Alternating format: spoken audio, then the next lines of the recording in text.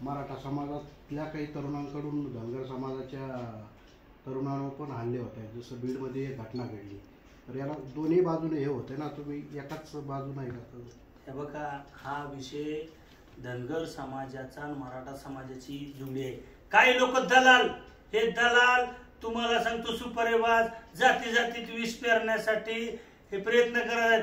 ह्यांना धनगर समाजाने हा चोर आहेत, हल्ला जे झालेले माणूस यांच्या एफआयआर बघा ना तुम्ही, चोर आहेत. यांना कशाला मराठा समाज हे करतोय, ह्यांच्याच मरणाने मरणार आहेत. ह्यांचे अनेक लफडे आहेत. अहो, या लक्ष्मण हाके ज्या सोसायटीत राहतो त्या सोसायटीच्या मीटिंग मध्ये 2 वेळा त्यांच्याच धनगर समाजाच्या बांधवांनी मारले. हा प्युअर बेवडा आहे. मी राहतोय तिथं, मला माहिती. जो तो पुण्यामध्ये राहतो, त्या सोसायटी मधली 5 लोक घेऊन येऊ द्या आंदोलनाला किंवा मोर्चाला, कधीही घेत नाही. ह्याला फक्त बीड जिल्ह्यातील विशिष्ट जातीची लोक सपोर्ट करतात आणि त्या सपोर्टवर हे तुम्हाला सांगतो नाचत फिरत आहे. पवन करवरवर जो हल्ला झाला हा चुकीचं होतं का कसं होतं? हे बघा, पवन करवर हा कोणही मी व्यक्ती ओळखत नाहीये, पण त्याच्यावर हल्ला झाला. हा काय बोलला, मराठा समाजाच्या विरोधात चुकीचं बोलला असेल आणि हल्ला कोणी केला हे पण मला माहित नाही. तुमच्याच कोण ऐकतोय हल्ला झालाय, मला काय माहित नाही या गोष्टीचा. ओबीसीची जी काही तुम्ही नेत्यांची नावं घेतली, धनगर समाजाची जी मागणी आहे एसटी मधून आरक्षण देण्याची, या मागणीमुळे ओबीसीचा लढा बाजूला पडला किंवा त्यामुळे ओबीसीचे नेते यापासून हातराखून असं काही आहे? 100% सांगतो, धनगर समाजाला एसटी मधून आरक्षण मिळावं म्हणून मराठा समाज पहिल्यापासून त्यांच्या खांद्याला खांदा लावून उभा आहे. आणि ह्यांची दुकान बंद पडलं ना आता. या दीपकभाऊ बोराटेंनी लक्षात आणून दिलं की ओबीसी समाजातील लोकांना की धनगर समाज बांधवाला हे ढाल करायला लागले आणि हे ढाल करून तुम्हाला सांगतो धनगर मराठा वाद लावायचा आणि ह्यांचा स्वार्थ साधवायचा.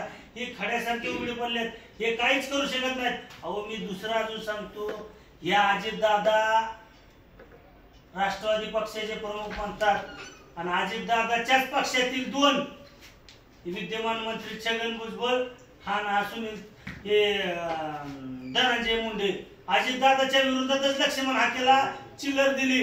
अहो, बारामतीत मोर्चा कसा काढला, परळीतून लोक पाठवली गेली परळीतून आणि बारामतीत अजितदादाच्या विरोधात लक्ष्मण हाके सारख्या दलालाला मोर्चा काढायला लावला आणि रोज पवार कुटुंबाचा पाय उतारा करतोय.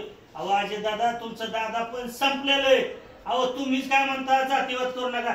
तुमच्याच पक्षातील सुनील तटकरे, रुपाली चाकणकर, प्रफुल्ल पटेल, धनंजय मुंडे, छगन भुजबळ, सूरज चव्हाण ही रोज दादाला वेगळं सोडून वेगळ्या मिटिंगा करून दादाचं राजकारण दादाचं संपवण्यासाठी यांनी विडा उचललाय. उद्या बीडला का आलाय?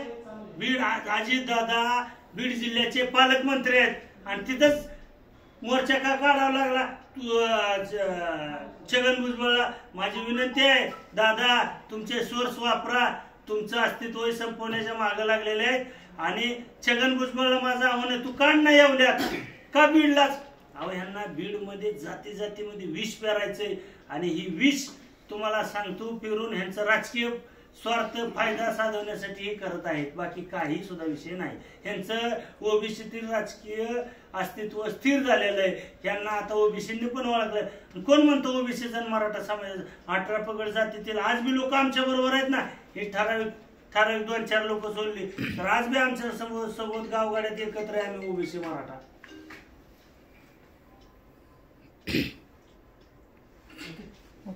ओके.